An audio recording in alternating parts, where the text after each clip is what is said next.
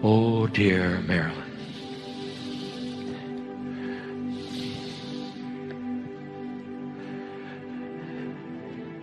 There's a woman sitting on your lap, dear, who wants to get through to you. Recently deceased, and you know who I'm talking about. And she is so proud of you. Her eyes are open. She's beautiful. Like you remember. She's on your lap. Let her in.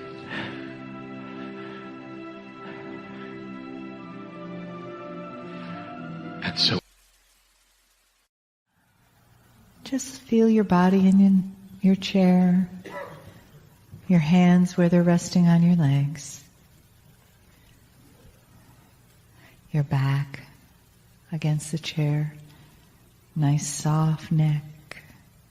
Let the top of your head just float up, open up. And notice if you feel any energy in the palms of your hands or really anywhere in your body. We've been together for almost 2 days now doing work about energy, feeling it, giving it, receiving it, exploring it. And I know that you feel differently than when you came here on Friday. So just enjoy that space. Enjoy what it's giving you. Enjoy how it's opening you, healing you, filling you up.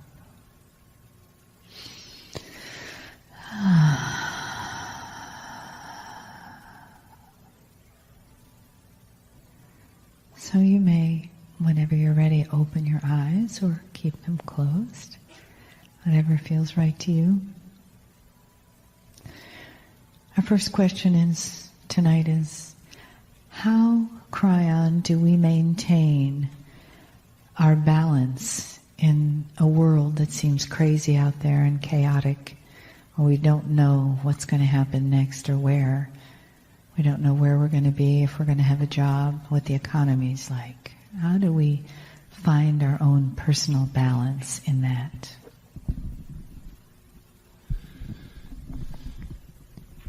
Greetings, dear ones. I am Kryon of Magnetic Service. Before the questions are answered, we wish to set an energy in the room of congratulations, of honor. We wish to remind you this. It is a sacred moment, one that is known by God in advance. Not because there is predestination, but because the potentials are so strong that would bring you here. That here you are. If we were to go back in what you call your time, the potential existed when the meeting was struck, when the agreements were made, before the chairs were counted. The potential is that you would see and feel and interpret the energy. We're all here. And here you are this day sitting in the chair, whether you've been here for 2 days or you've just arrived. An appointment is at hand. And the answers to the questions are not the subject here.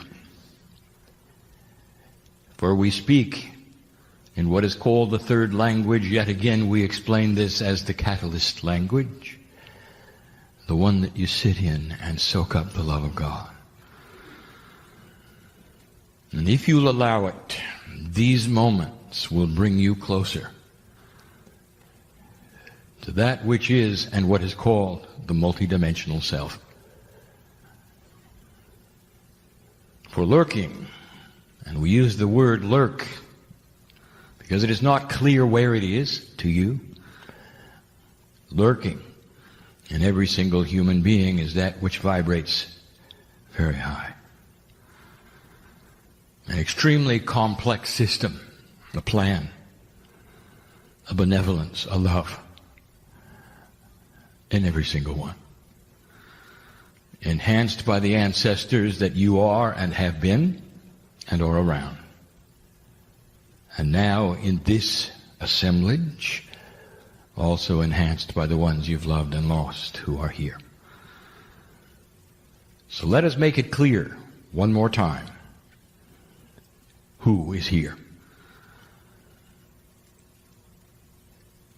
You have a human being who's alive and well, sitting in the chairs. Well enough to sit in the chair. And you have the others. And oh, human being, you want to singularize them, you want to say who they are, you want to give them names, and I will tell you, it's an entourage and it's an assembly that is bigger than you can imagine, who knows who you are, knows the reasons you came to sit. And during this time we call Q&A, it won't be for them. For you are opening your hearts and your minds for a little while, suspending reality for a moment in time. And they know that, so that perhaps they can whisper things to you while you are partially out of linearity. And perhaps you will even smell them, feel them touch you, and know that I am correct, that all things work together in a plan. Listen, there is no such thing as death. There is no sting in this.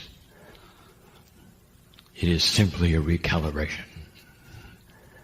And when it occurs, and you return new, young, you return with full knowledge of all the spirituality that you've ever learned, dear ones. Should you choose to work with it, you can. There are those in this audience, in this assemblage, who need to hear this before I answer the first question, and it is so. When you were born, you knew your direction. You knew that contract was to come back as a light worker. You knew at some intuitive level. But with free will and free choice, many of you did nothing. And then there were some who did, and many who awakened to purpose and realized that they were more than they thought, that God was bigger than you were told. And then there are the ones, and I know who you are, sitting here now, and it's just happening now. And so I want to say congratulations for an awakening which is profound, for you will never be the same. May you walk out of this place differently than you came in. May the love of God hover upon you, and you would feel it so strongly that you would smile, even in the rain. Question has been asked about balancing. The word chaos has been used. It has to be worrisome in your culture to see what is taking place in this economy, in this country, and that is what we are addressing. Although I will tell you what happens here will happen in the rest of the world, it is the way it is. And this country often sets standards that usually then become that which is practiced elsewhere. One of the reasons you are here is because of that. For the old soul whose consciousness changes this country, changes earth. But dear ones, don't use the word chaos, because that's not what's happening here. You want to see chaos? I present this in the most loving manner I can. I want you to bless what you have and congratulate yourselves on the recalibrating economy, although it may be difficult. But it isn't chaos. You've seen chaos. And there are humans on this earth right now looking at chaos. Oh, let me take you to Haiti. Living in cardboard boxes without food. Orphans without parents who used to have them. And nobody cares. That's chaos of the highest order, and it is survival. And there will be those who simply don't make it. You don't have chaos here, and you're not going to have it. You've got to start understanding what is taking place so that you can relax within it and work the puzzle. There will be those, perhaps, who have lost their jobs, maybe even their homes. You're still eating. You're still loved. You may even still have transportation and hope. That's not chaos. What this country has done in these last years is what we foretold you would do. 3 years before that which you call the recession, I told you it would take place. It is published in the Kryon books that some of the largest corporations in this fine country would fall. That one of the largest institutes would fail, called insurance, and it did. It was number one. And these have crashed for a reason, because the old system of banking, insurance, and greed cannot stand up with a new consciousness. And in the process, the fine balance is to take them to that point, not where they will crash, but where they can still sustain the economy in a marginal way, so there isn't chaos, so there is food, and there is caring, and there is health care, while they rebuild. Give yourself another 3 years. Watch it start to improve. The rules are so new that even those that call themselves bankers don't know what to do with their money. Too new. Still demonstrations outside that which you call the exchange, showing disapproval even now with the system of greed. Watch for a balance to occur that is fairer for all. Watch for banking and insurance to start progressing to something that it always should have been, but never could achieve in an old energy of greed. Oh, also watch for some steps backwards and then forwards. For the greedmongers are always there. And they will try things to pull it backwards, to get their way. Only this you'll watch. For the first time, public outcry will create an almost instant reversal every single time they try, and that's a first. In the past, when they wanted to pass those kinds of rules so they would make more and take less from you and more from you as they deemed proper in their own minds, all they had to do was do it. And now they can't, because everyone is watching. And what did we tell you some years ago? There would come a time when everyone can talk to everybody, and there can be then no secrets. This is the key. It is the key for you in your endeavors to hold the light in this country. Will build a new system, slowly, that will then create again the kind of abundance you were used to. The unemployment rate will start going down. And you will recover. And you remember these words and the timing. And perhaps then you can look back and say, it was worth the effort. It was worth the effort. Balance yourselves, light workers, and understand what is going on. It's what you signed up for. It's why you're here.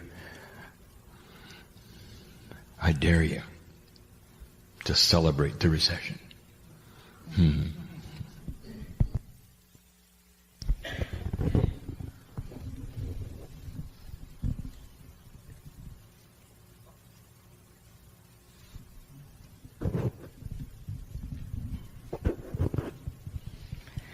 Thank you. So the second question is a couple of parts here. What, if any, are the physical symptoms of ascension? And am I not being spiritual if I go to the doctor?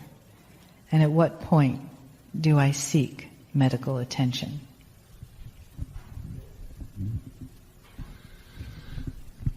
Fine questions indeed, for they start a discussion that is appropriate and true.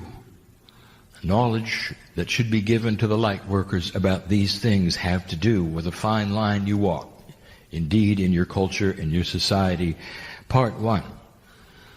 The question about the symptoms that are physical about ascension is easy. Look for joy. Look for joy.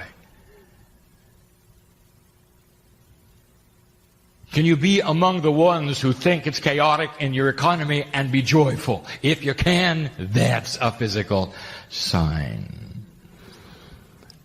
Can you be joyful in the presence of chaos? Can you go to work at a company who's been cut to the quick, and you're one of the few who's left doing twice the amount of work at half the pay? And can you be joyful being there? Even though others show up and complain, can you be joyful there? That is a symptom of ascension. It is easy. It is easy. So there are those who are saying, I can't do it. I hear you. I want to take a moment and lay my hand on you. It is not that hard. When you can take the hand of Spirit, it isn't that hard. If you're going to go it alone, it is hard. And that's the difference. I can hear your tears. And that's the difference. And we pause. And I clear my partner's mind. I don't want him to feel what I see. How long is it going to take you to cross this barrier and take the hand of Spirit when it's outstretched the way it is? Invention, science, medicine on this planet has all increased in the delivery of its sophistication by design. Have you ever seen or noticed that invention on the planet happens simultaneously in many places at the same time?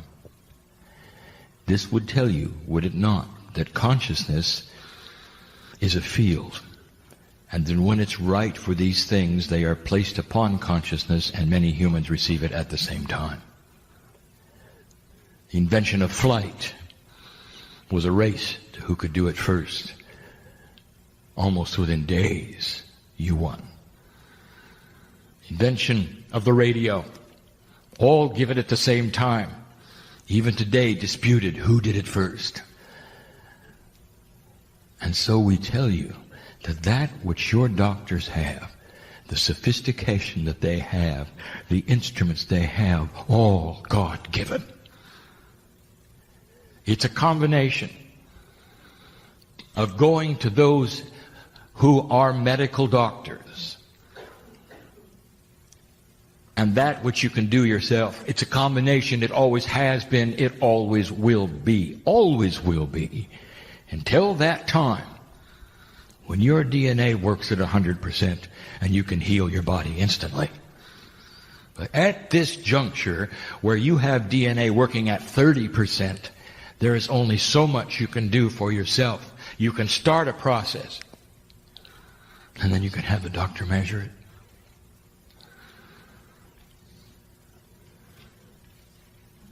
The teacher, Sid, is walking today differently because of a miraculous operation that he underwent weeks ago. And that is not something he could have done himself. Not yet. Even the healer had to take advantage of that which was God-given to the doctors of the planet. And he is alive today, walking today, will live longer today, and be a healer in a place that needs it. Do you understand what I'm saying? In all appropriateness, use the things that your intuition will tell you you need from that which you call the medical profession, which is God-given. The knowledge, the instruments, the technology, all appropriate, all for you. It's a combination. There'll be some things that you can do for yourself that used to be that which you'd go to a doctor for. Innate is going to become a sharper instrument. That is to say, it will be able to do things now with you and for you, especially chemical balance in the body that can never be done before without the assistance of drugs. There'll come a time, and not too far, where light workers will be able to only take a fraction of the insulin for diabetes. It'll be almost like a tincture in homeopathy. They'll still be able and must have an injection, but it'll be extremely small compared to what they used to have in the insulin, giving a signal to the body in what to do instead of having the drug do it. This is what you're to look for.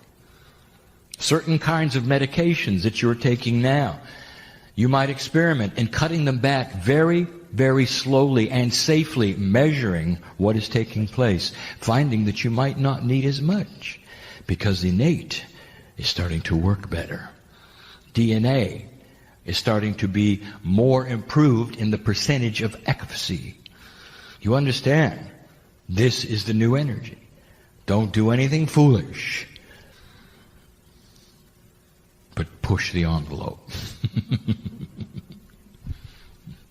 The next question concerns the evolution of the human's consciousness and how it is in relationship to the rest of the universe as we evolve.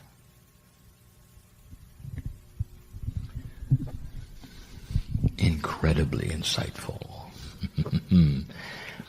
And given by somebody who already knows the answer, or they could not have constructed the question.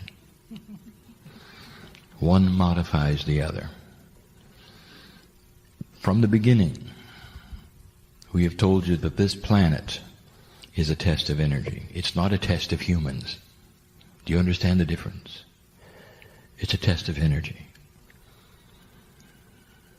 In what direction and vibration will the energy of the planet go when measured by those entities called human beings, which are really angels in disguise, walk among that which we call the entities of Gaia? The test of Earth is about the universe. And we have told you this, it is the only planet of free choice, the only one. If you want to know the lineage of how this has worked, a benevolent God creating the universe with intelligent design, there's a plan. And there are planets that are populated even today that used to be the only planets of free choice. One of them, which will become nameless, is your seed. And that is in the Pleiadians. And they were the last one. They passed the torch to you. Approximately 100,000 years ago, the earth began to be seeded. The creation story is well known, has been told over and over by myself, and now the earth sits in that fulcrum of testing. And it will do so for a great amount of time, until the vibratory level is high, or not, when it is tested finally. Not in your lifetime, not in the next lifetime, not in the next 10 lifetimes will this take place.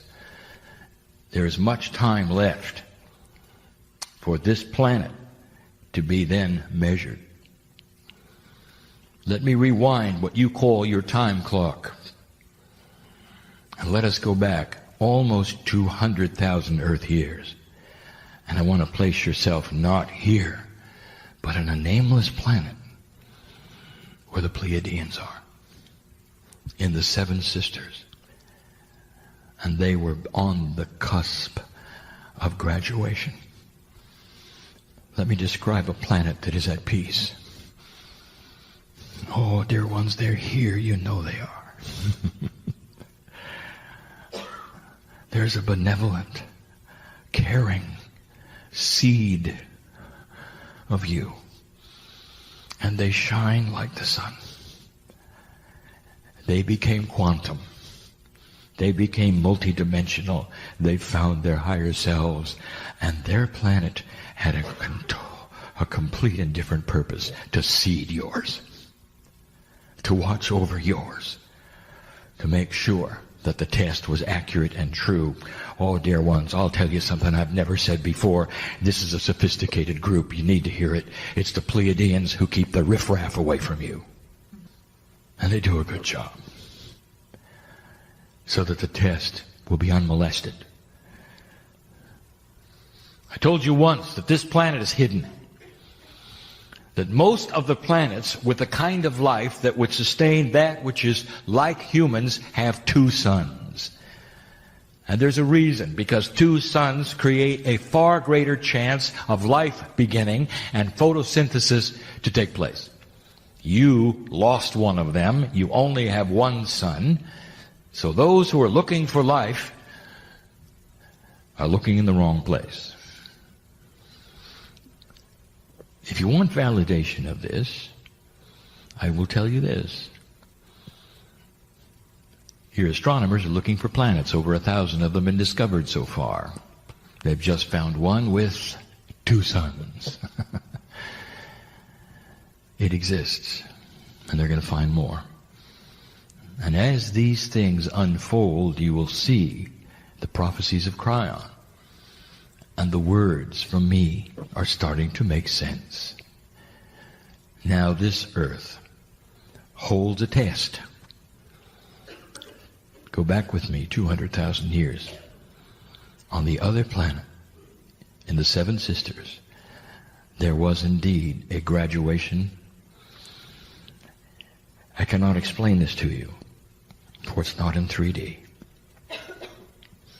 But let me tell you this, that when that planet was measured and seen for what it became, the rules of this galaxy changed. Your universe is this galaxy. Other galaxies, different rules. Other galaxies, different physics. There is no one physics for the universe. So think only on your galaxy. That which is in the middle contains energy you have not yet discovered. You have no idea what it is or why it is. It is a multi-dimensional energy that defies all physics ever known. It's far grander than a black hole. It's part of the plan. It provides communication. There's even spirituality there.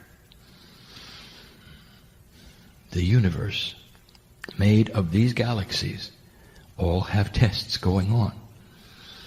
In this galaxy of yours, you are the only planet of free choice. 200,000 years ago, this galaxy changed phenomenally. The rules changed because of the Pleiadians. You're the next step. Now, here's what you should know. The alignment that you're in, the 36 years you're in, all of these things coming to a fulcrum, to the midpoint of the solstice, is the grandest thing we have ever expected and seen from you. Over and over, you have failed to cross the bridge until now. And you can find many prophecies that said you wouldn't. That's how common it is. You'll find more prophecies that said you wouldn't cross this bridge than those who said you would. And you're sitting right in the middle of the bridge and crossing it. I speak perhaps in terms that are metaphoric, so let's clear it. My partner is saying, say it again, clearer. This planet is headed for the same place the Pleiadian planet made it. And this is the 5th try. And it's working. And you have free choice to do anything you want with it. But when the Soviet Union fell over, and when the other things that you see started to fail, that used to then promote that dark energy, including what you call the Illuminati, they're not here. Oh, they're lurking. But they're not controlling anymore. The internet would never have happened had you not had this enlightened place to put it, where everyone could talk to everyone, enhancing and accelerating this light of yours. Yes, the Pleiadians had the internet. How can I be clearer? You can take this anywhere you want to, but the ball is rolling. The relationship between you, your ascension, what you do here, the crystalline grid, affects this galaxy right in the middle and changes the rules. And right now I'm telling you, you look to be just like those who seeded you. Congratulations. And remember, it's not over. You can do anything you want with this. You can pull it backwards. Or you can keep it going. Light worker, that's why you're waking up. Kryon, you've spoken about the new earth. Can you tell us if that's been changing and where exactly is it?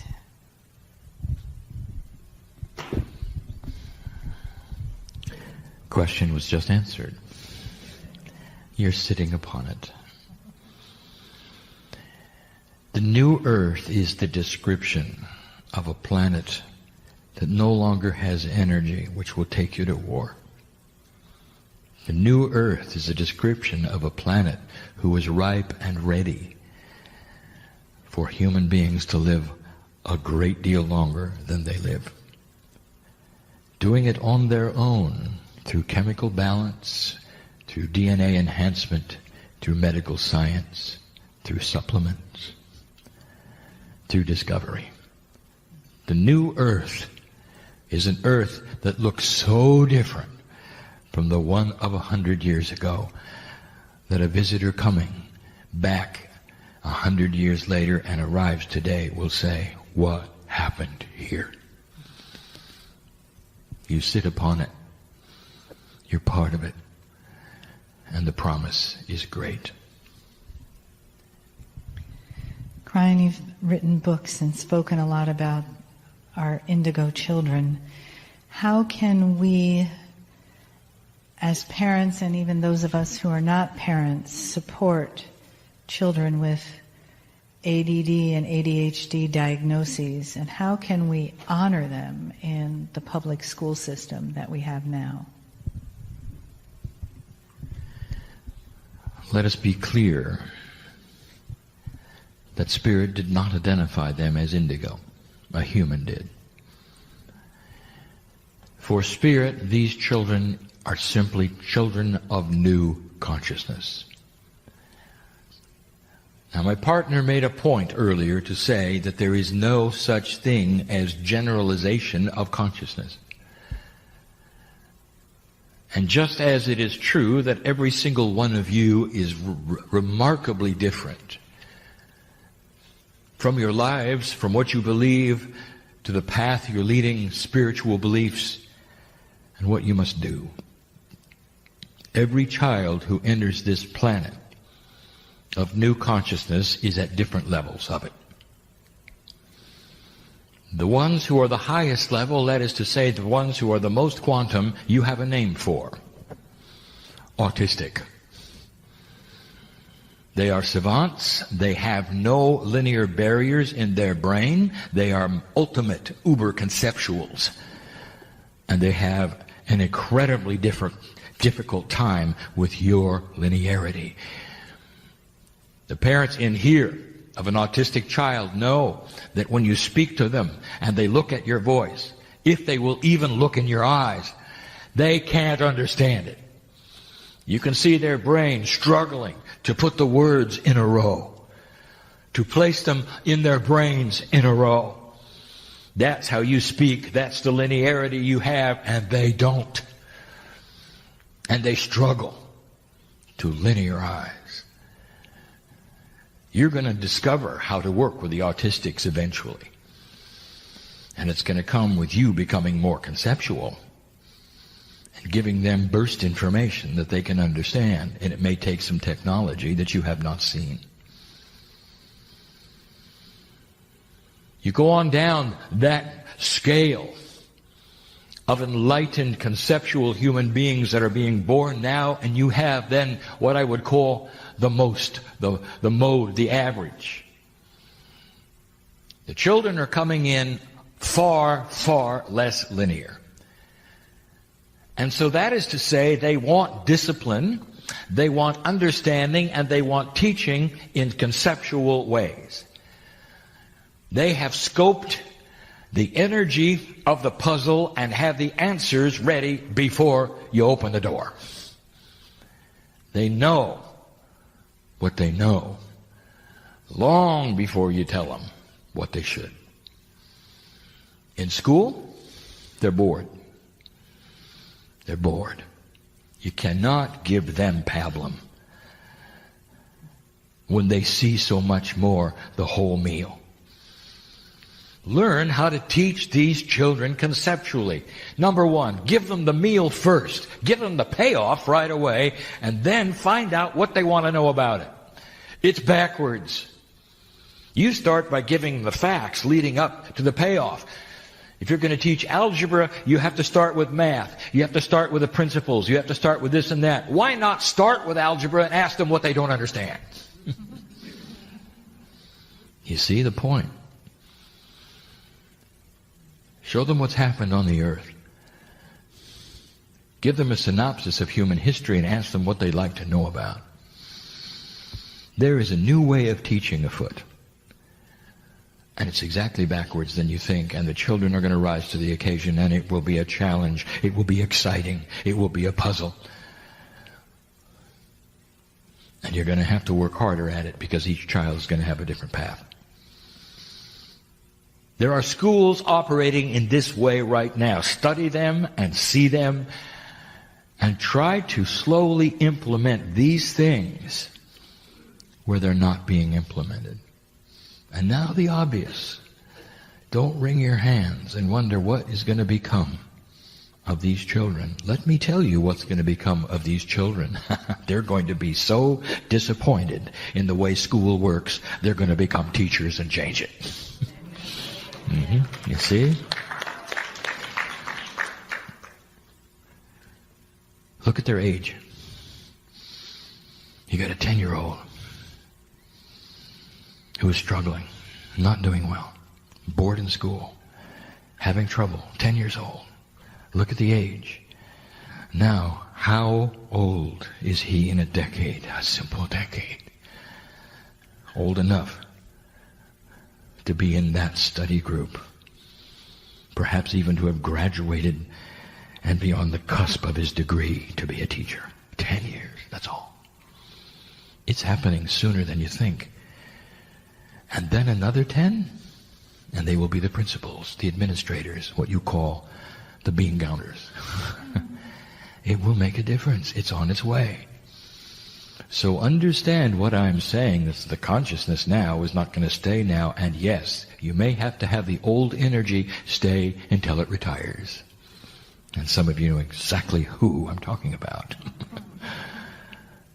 And then the opening comes. And you'll start to slowly see the change. Oh, dear ones at home, if you have these children, this is so difficult of a concept to understand. They know about your relationship at home more than you do. They know the energies, the difficulties, the puzzles. They're not like you used to be. These children have a concept of life. They have a concept of consciousness. My partner tells the story, and I will as well, that in an older energy, when parents fight, the children hide. For it threatens the very survival of their hearts. Worst thing that the children could ever see would be trouble in the family. And you know the hurt that's there and the fear in their eyes as you find them in the closet later after the yelling match is over. Oh, that is not the conceptual child. For the conceptual child will see what is happening, stand his ground, and offer suggestions. Conceptual puzzle solvers. What happens when a human being sees concepts? I will tell you, they are very fast to see the answers. A linear human has to walk through the linearity of the puzzle, piece by piece by piece. And by the time he gets to the last piece, he's forgotten the first. And the concept may never appear. And that explains politics. That's a Kryon joke.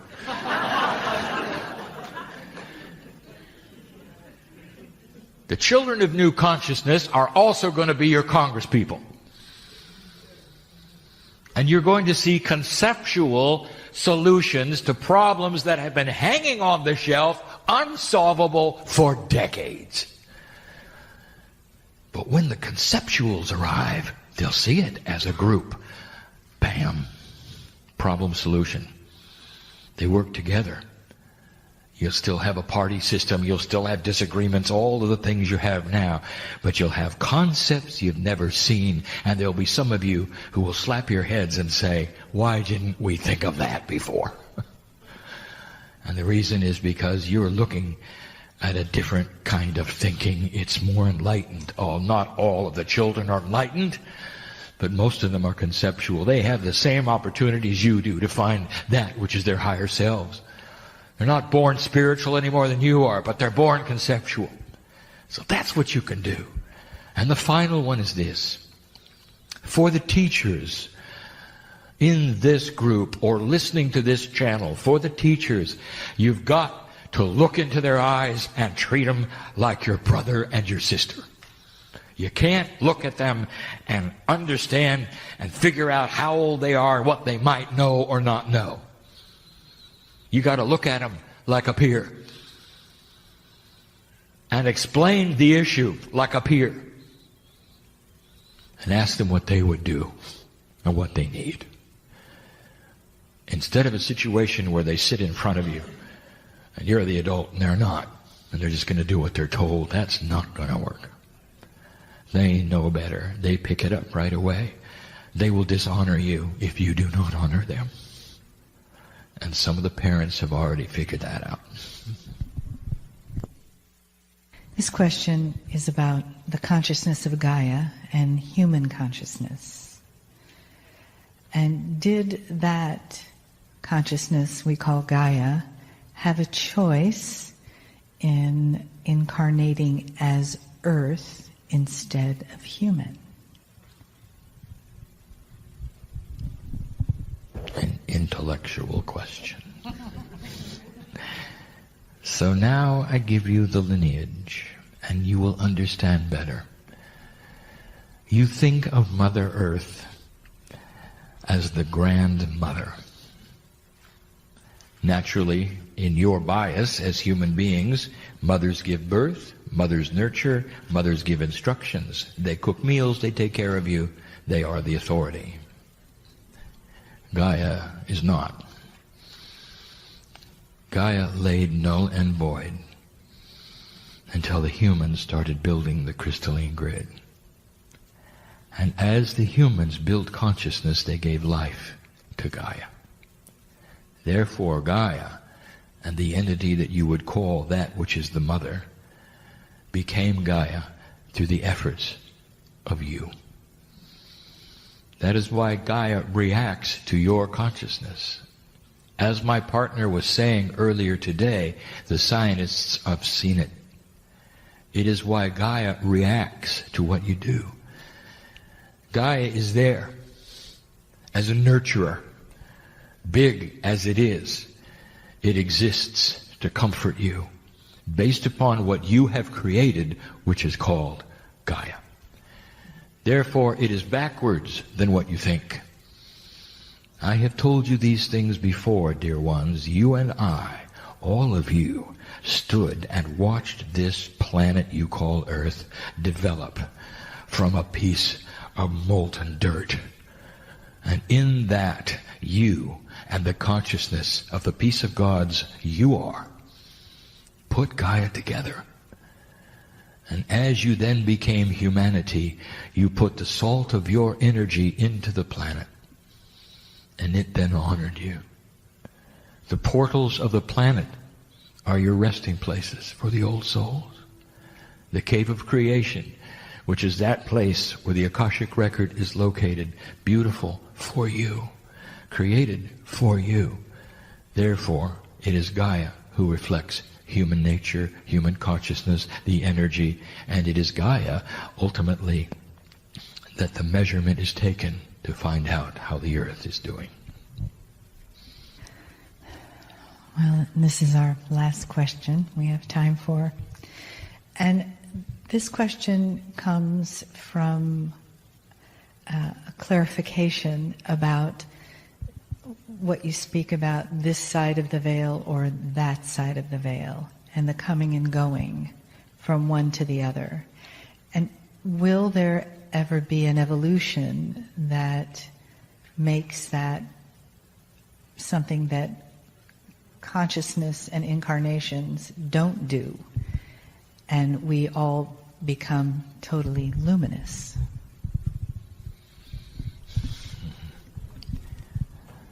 Let's ask a Pleiadian. And they're here.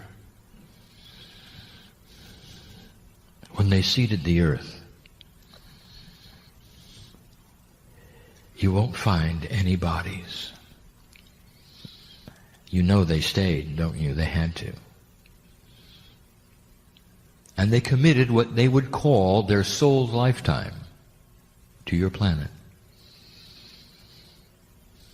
But you're not going to find any bodies. Now why would that be? Ask an Aborigine about the ones who had the names which were not pronounceable. Ask the Aborigine about the 7 sisters, and he and she will tell you that they landed there, and they landed there. And they took up residence here, and you couldn't go there. No one could. It was too sacred. And how long ago was that? 30, 40,000 years? And this day, right this minute, they're guarding the same places and saying they're still there. They feel the energy. I'm giving you a roundabout answer to a very good question. The Pleiadians are in graduate status. They no longer incarnate because they don't die. The cold sore, that which is the core of the soul, is connected so strongly because they have quantumized all that they are, that they become the singular soul. Now my partner is saying, stop and start again. And I will. In the cave of creation right now there is crystalline, and that crystalline represents your soul. One soul, many lifetimes. You have to understand this. Like rings in a tree, you have one soul with many lifetimes. Right now your higher self is your best friend, and it has been your higher self every single incarnation. Therefore, if you want to touch the Akash, you better get in touch with the one who's been there every single time. That's you. It's the core. Now imagine a time where you become so integrated that you no longer need death. And instead, you come and go from one side of the veil to the other, just like you'd walk from one room to the other. You can hardly tell whether you're a creature of God or that of a planet. And at that point in time, the planet does not stop. It's hard to imagine such a place where it would seem to be half virtual and half in 3D, but that is what it is. There'll come a time when the actual planet itself of the Pleiadians disappear, and they know it. When they have elided what they have in their vernacular as their Gaia becomes a high enough a consciousness, it will be just like them. Yes, as you come to a place where you are able to touch your higher self, and this spreads to other humanity, and it's not in this generation or the next one or the next one or the next one. We are talking about a lot of years. You know that. And when it takes place, and it could, just like it did there will be no death. There's two places on the planet right now that are very, very Pleiadian. You might say they have decided to reside there in their multidimensional states where there is no time, where they wait for you to do something. And now I present it to you. In the mountain called Shasta, they're there. Climb the mountain. You'll see them. Some of them will show themselves. They love you. Your sister and a brother. The original teachers of Lemuria reside in the island of Kauai. And that is why that island has never been and never will be conquered by a king, by military, or government. It cannot be. For they live there. And they wait. They never died. They've been on this planet as long as the planet sustained enlightenment. 100,000 years. What are they waiting for? I'll tell you what they're waiting for. They're waiting for what you're doing right now. If you pass this 36-year timeline and plant the seeds that we think you're planting, that we see that you're planting very slowly, and sometimes what you think chaotically, you're going to cross that bridge that we said you were going to cross 22 years ago. And I promise you there'll come a day when you're going to meet them. And they're going to say to you, well done, sister. Well done, brother. And then and only then can they go home. And it won't be long past that you'll start to understand what it's like to ascend. Now that's the far future. And it's speculation based upon potential. It's not fortune telling. It's predisposed, not predestined. Big words. So let us finally return to where we started. You're going to have to balance. I told my partner to shut it out, and he did. I told my partner not to feel what I saw, so that he wouldn't come away with anything out of integrity. For it's not up to him to see those in this room who have secrets, or in trouble, or in confusion. But I see it. And I don't want to let this group of precious old souls leave this room without taking the hand that is theirs in the higher self, at least try it. And leave different. It is so available. And so difficult at the same time. For you to believe it, or believe you need it, or for some of you even to want it that bad. Fear of enlightenment is always there. Oh, shaman. Let's talk about the shaman and those in the audience. You got 3 of them, 1 credentialed. I know who's here. Think I don't know who's sitting here. What possessed you to get that namaker? What possessed you to become that which is the shamanic? And I will tell you, because this is what you did before.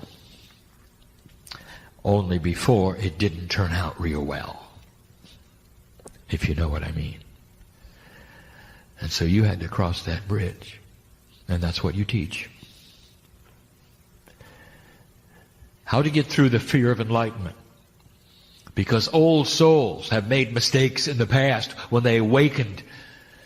And those in the villages saw them as different, burned them as witches, whatever.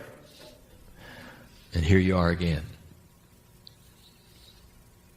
Witch and warlock.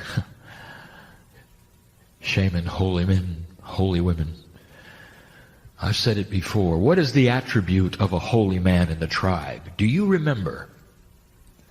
You got to live outside the tribe because you're too strange. You are shunned, so you live alone. But you're the first one they come to for help, right? Now does that ring a bell? And here you sit yet again. I want you to cross that bridge. Don't fear it. It's back, but it's back in an energy that is so different. The Pleiadians are in the room. And they're comforting you. In a way, your soul group is their children. Ancestors that are Lemurian in this room. You knew them. You saw their faces. Think of that. Cross the bridge. Don't be afraid. And here's the promise that we give you. In this new energy, you will not be seen as odd, strange, and different. You will be seen as balanced. That's the difference. Isn't it time for this? Let it begin this night in every heart here. And so it is. Again, we are here in a way that may seem strange to many. I want you to get used to hearing this voice.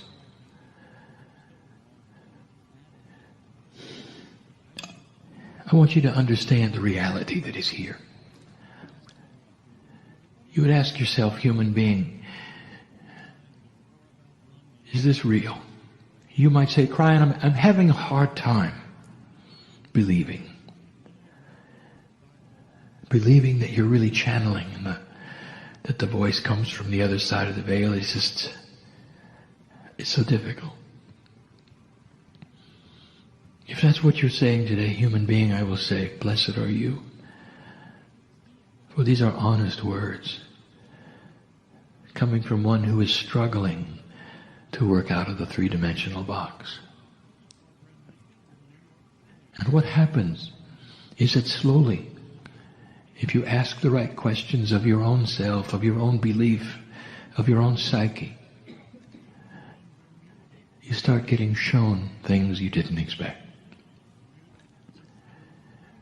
For if indeed it is a quantum experience on the other side of the veil, if indeed I am linearizing this conversation and presenting it to my partner, if this is true, this is a quantum experience. And that means that language is only a small part of it. That the audio that you would hear or the words that are seen on the page, such a small part of it. We have spoken of something called the third language. This third language, identified some time ago, is not a language in linearity, which is the third one. It is a language of the catalyst of the three. We use the three in numerology to represent a catalytic action number. That is to say that all of you have the ability to receive what is being given at a level which is quantum and not language, and not words on a page. Even the reader of this particular message can ask for a quantum experience and be in the session with those who are in the session.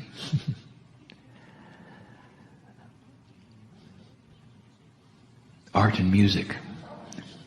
We've told you that they are quantum. We have told you how you could go into the Louvre and watch a painting. That you can immerse yourself so completely that you can see and feel the artist creating it. That you become one with the creator of the painting. So much is there that is not for the human eye. And this is the one who appreciates the art. Music touches your very soul. All of the notes playing together in unison, in harmony. It is one of the only arts where all of that can be presented together and there's no limit to the number of musicians on a stage. But you can't do that with speech, can you? No limit to the number of colors on a palette. You can't do that with speech, can you? There's a little bit of quantum in everything, if you look. So look for it here before we start a message that is not going to be a quantum one filled with love necessarily, although it is. But we're choosing to do something unusual. We're going to give you some science. We've chosen perhaps an odd place for that. But we haven't. For we think in a quantum way. We wanted to come to this place. We want to honor those who built this building. We want to honor the ancestors who are listening. We've come to a very quiet place in the stillness of the Southwest in order to give a message of clarity, of purity, so that others will also receive it in that fashion. So it is not about the message at all, it is about the delivery. It is about the energy of where you sit. It is about the preparation that we give my partner sitting in this place. And so we will. When we give a scientific message, when we give suggestions, I ask my partner to go very slow. Some of this has been revealed to him and some of it has not. I ask him to proceed slowly, for it will be seen and read clearly, and much will be seen around it. For what follows in this message is not just esoterics. There will be a practicality, and there will be physicists looking at it. And that makes my partner nervous. It is not going to be complex. For even the one sitting in the chair who doesn't understand science will still receive what they need to receive through the third language. And will understand why these things are being given. And all through this, the entourage which is poured into this place, which represents the ancestors of all of you, resounds even with the builders of this building, of the consciousness that allowed it to be planned so many years ago, for the display of ceremonies that it has on a regular basis, and what that means to the earth and the land, to continue to hear the ancients giving the sounds that they have given for so long. All of this wrapped into this building, into this place where my partner gives a message of science. Not necessarily a long one, but one which you have to hear.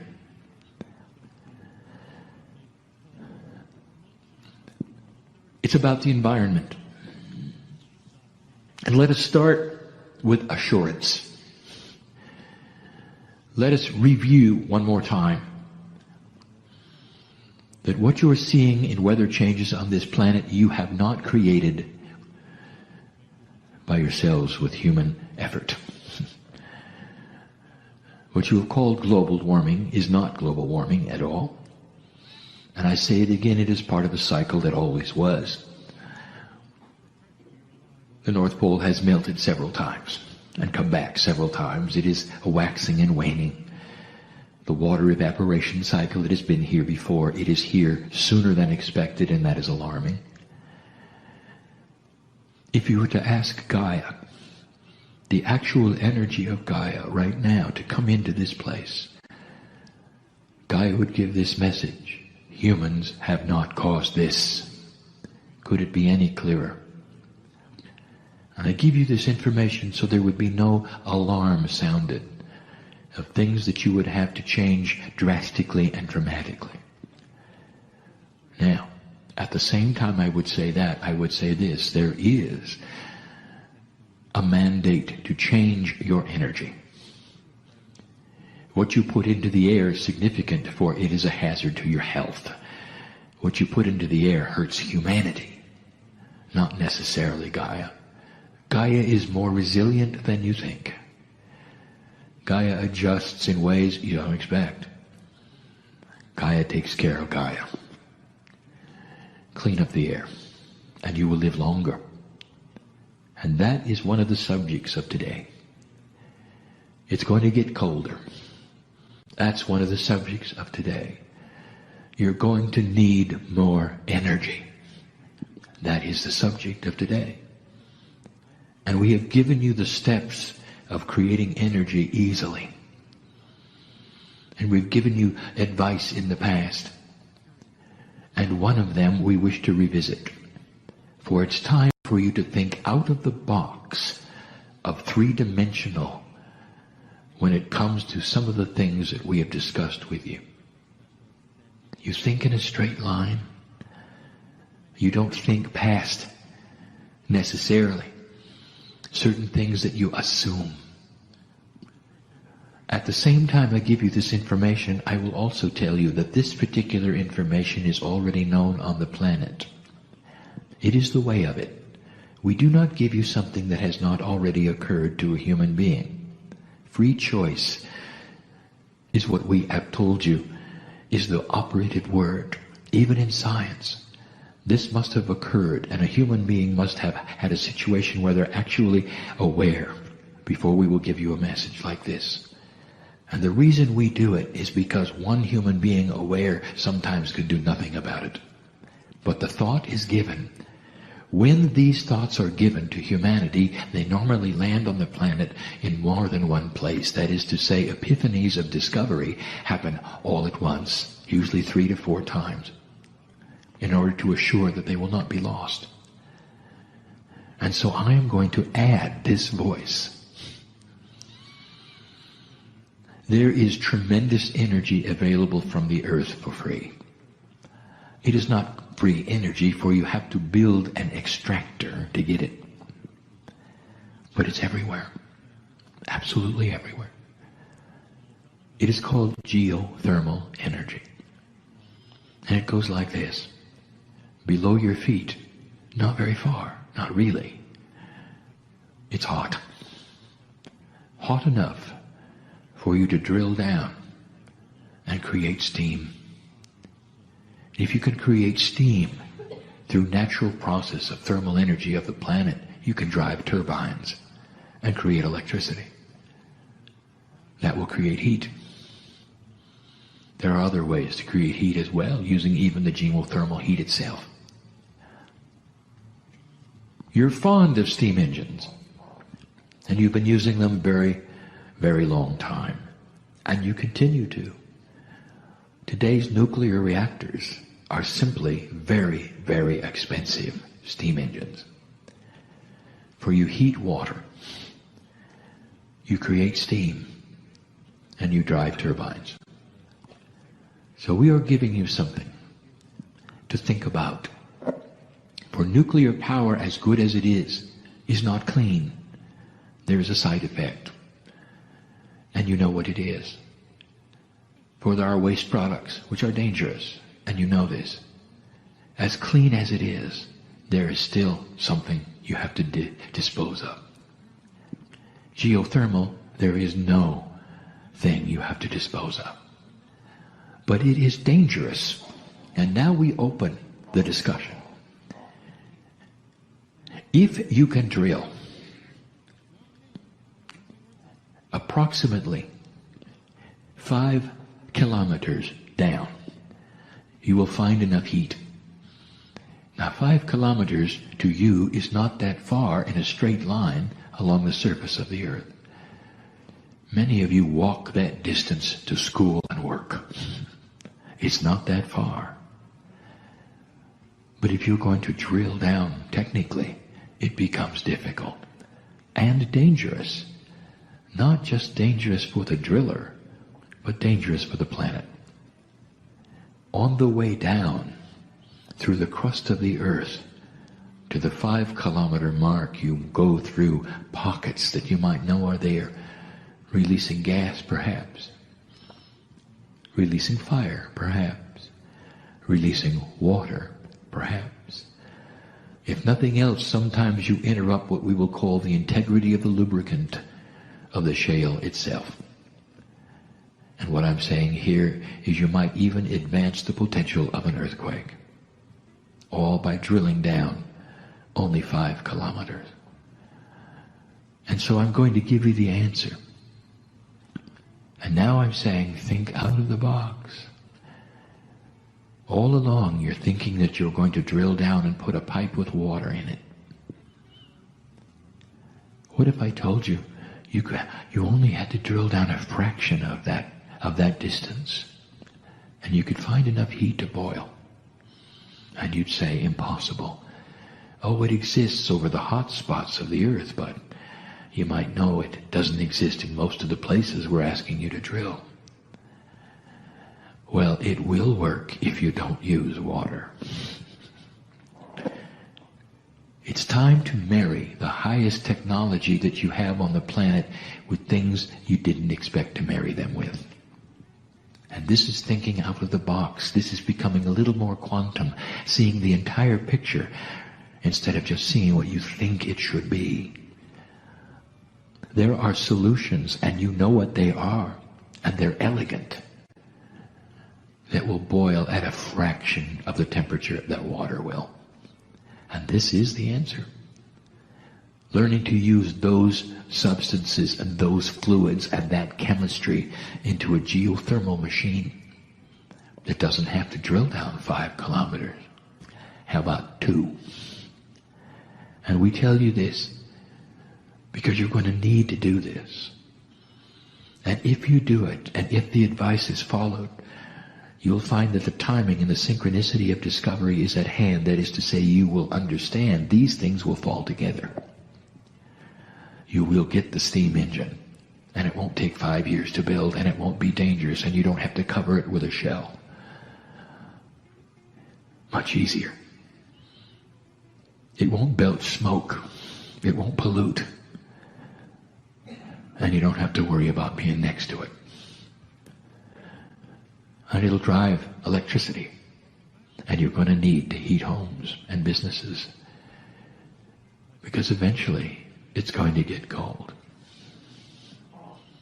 That's number 1. We're going to give you one other invention. Now this also has been presented on the planet. This has been thought of and not acted upon. This actually is not all that new. But I will tell you that there is a situation at hand where it was inappropriately purchased and pocketed. So I'm going to give it to you so that the public can see it And anyone with synchronicity who listens to the message and reads the words will understand it. Even you sitting in the chairs will understand it. And the scientists and the physicists will then have to implement it.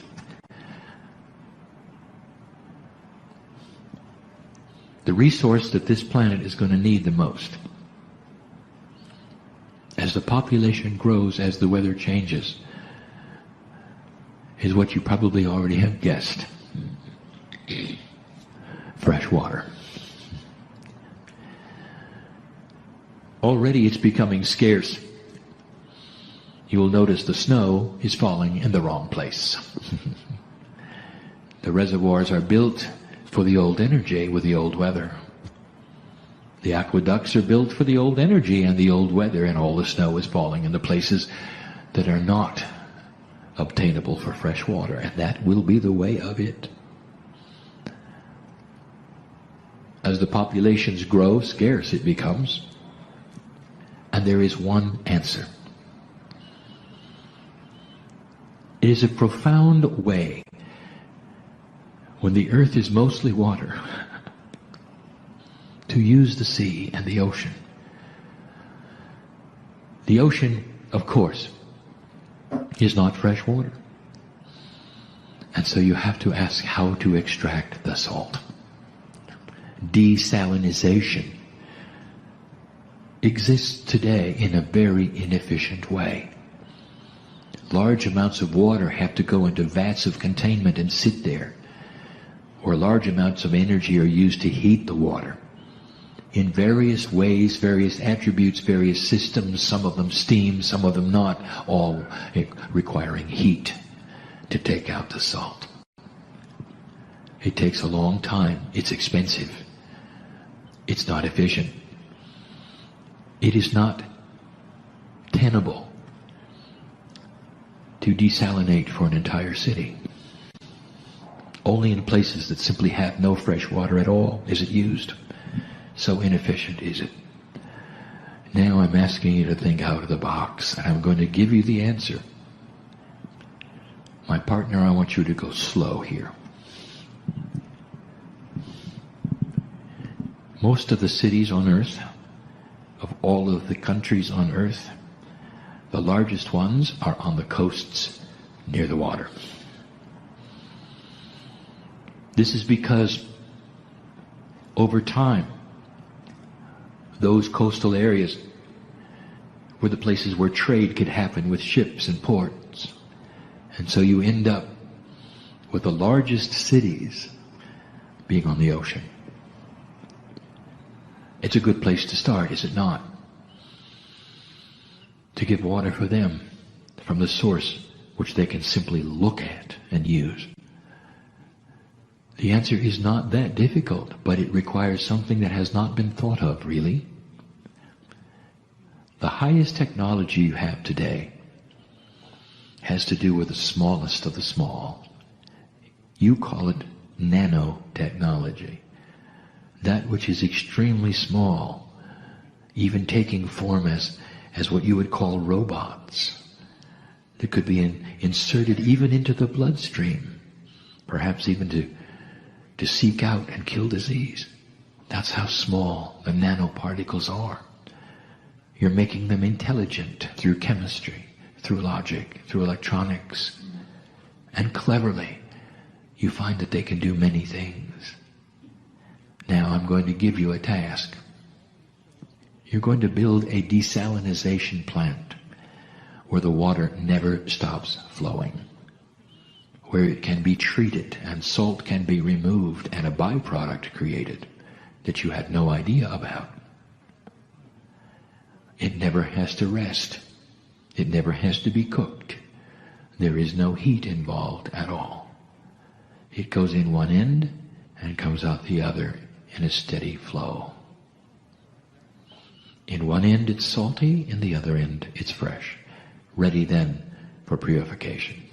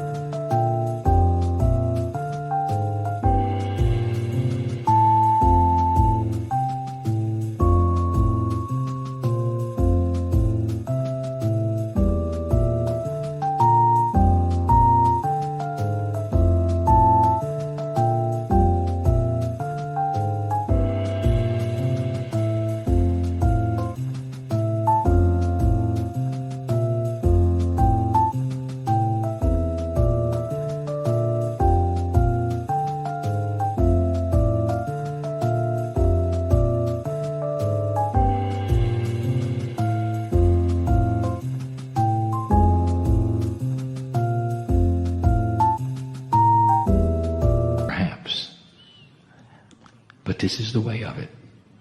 No heat involved. Now, the byproduct? You won't believe it. Oh, and it will be controversial when you discover it. Magnetic fields applied to water often creates water that is quite healing. Do you see where this is going? What a device that might be. It will be quantum, you know, because it uses magnetics. And this is what we wanted to give you today. This is what we wanted to have recorded today. In this way, that you might hear it. There is so much more. And just in closing, I will tell you what we see in the future, and we're not going to give you a time frame, for there is none. This information I'm about to give you can be 2 generations away, maybe 3. But it all has to do with quantum invention. Physicists, listen, I'm going to give you something you already know is possible. It is another field of science. It flies in the face of everything 3-dimensional you've ever learned. Humans are funny. Even in the highest math and geometry you have, everything is defined in a straight line. Everything defined in a straight line. A circle is an infinite number of straight lines. That's funny. It's almost as though a circle didn't exist in nature. And the human has to straight line it for it to exist. Interesting, isn't it? I'm just giving you the bias. Bubbles have always been around. They're beautiful, you know. They're natural, you know. The circle is a natural occurring event in space as well.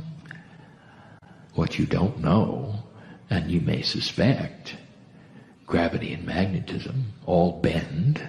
They don't go straight. They never have. What about light? It doesn't either, when affected by the other 2. That ought to tell you something.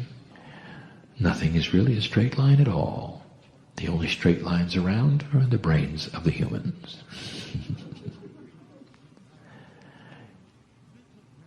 You're not using the right kind of math either, and we've told you that.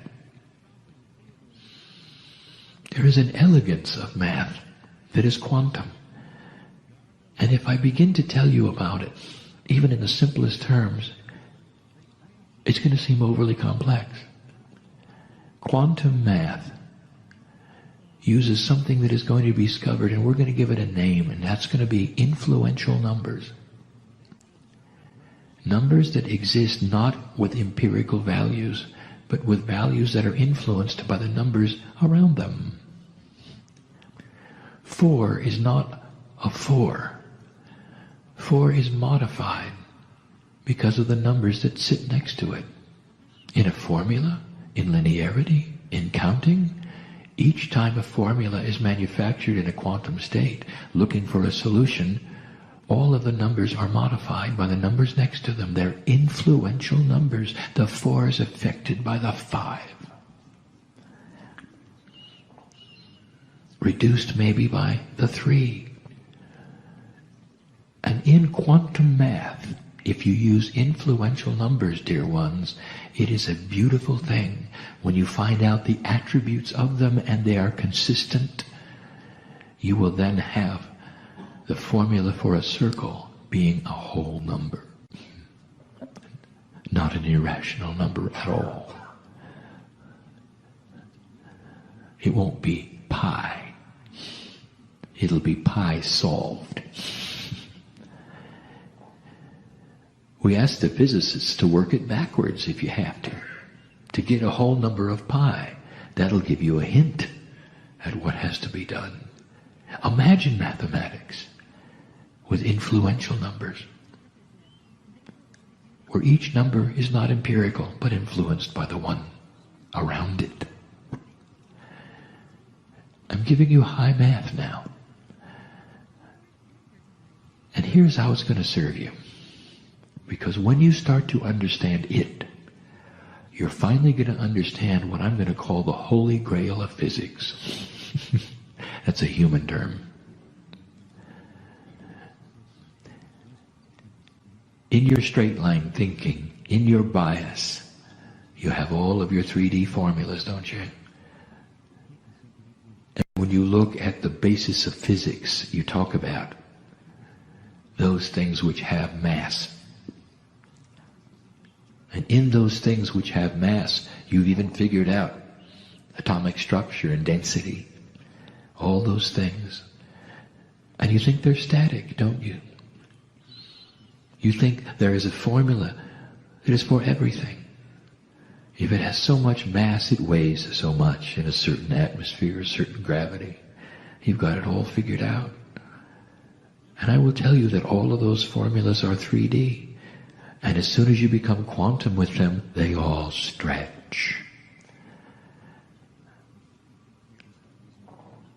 All this to tell you this: it is possible for you to alter the mass of any object in existence. It doesn't matter how large or small or dense it is. You can alter the mass of it, and you have thought all this time that the formula is static, and it is not. In Yugoslavia, there's a workshop.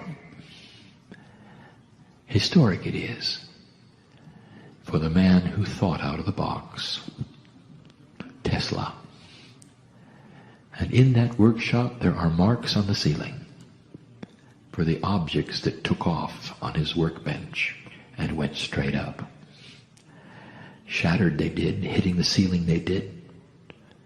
Nikolai was frustrated, for he had discovered massless objects and didn't know how. He thought out of the box, the only one in existence to ever give you a thought of how alternating current might work. Oh, it's more than 3D. Study it. The same applies with numbers. The same applies with mass. And I will tell you that it is accomplished through magnetics. Always has been. And that was the experiment. In Tesla's time, without a computer, without any of the finite instruments you have today to measure what you have, he did it, but he couldn't control it. Frustrated he was. By the way, he's back. I'm not going to tell you where. Maybe he will listen to this and know what to do next. Clever it is how magnetic fields must be arranged around other magnetic fields. Even solutions that are magnetized to create fields within fields, sometimes at right angles, sometimes not, to give you a condition that will create a change in mass. None of these things are out of the purview of human development. How long it'll take? We don't know. That's up to you. But do you understand what it will change? That means that the things of science fiction are finally yours. What you call anti-gravity is simply an object without mass. It'll float, no matter how big. It's doable. It's in all of your science fiction movies. Maybe it's time to implement it. Kryon, why do you give us these things? And with this we close.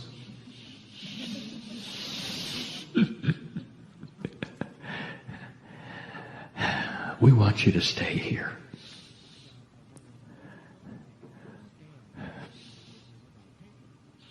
Give it in love. We want you to stay here. And you're not going to have much luck with that unless you start thinking quantum, unless you start accelerating the inventions and put some of the politics out of the way.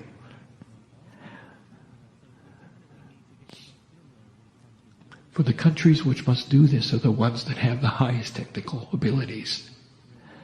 And they also have the highest influential structures that are in the way of it all. It is time for the population to understand this and turn the physicists loose and not strap them with those things that are difficult with burdens. And maybe you don't know what I speak of, but they do. Because we want you to stay. In the process there will be life extension. In the process there will be epiphanies. In the process you might even find that this message was accurate and true. And then you've got a puzzle, don't you? Physicist, if you're listening to this, you've got a puzzle. Because who is it who is speaking from the other side of the veil, giving you information that is true and real and scientific? At some level you're going to have to say, it's the piece of you. At some level you're going to have to admit that the spiritual and the sciences have lied. And that the creative energy that created the earth and the magnetics and the gravity and all of the things you study is a piece of you. And maybe then you'll open up. And the things that you wish to have invented, all you have to do is open the box, because you already were there and you helped in their creation. How about that one? It all has to do with the puzzle. Is this real or not? Is Kryon real or not? Is love real or not? Well, some of you know, because you've sat in the presence of the Creator today, who loves you. This family on my side of the veil loves you. It's a wonderful Valentine message, isn't it? And so we say to you, dear ones, all of you, that all of the things that we talk about, whether they're scientific, whether they have to do with your Akash or your soul, the higher self, all of those things, there's only one purpose. To make the life you are living on this planet easier. For you to discover the compassion that is the glue that puts you together. That changes the earth itself. For the shift is upon you. And that which you call the 2012 energy is here. Let this be what it is supposed to be. A high time of consciousness, of scientific evolution with integrity, with an economy that is a re-emergent one with integrity, with government that slowly changes with integrity. Things that you would never put together, that in the past were oxymorons, couldn't exist together. Integrity in government, integrity in insurance, integrity with banking. All of these things, a new paradigm is upon you. This shift is difficult. And we have the warrior and the worker in the chairs in front of me. And they know it, because that's why they came. I know who you are. And I celebrate each one. And so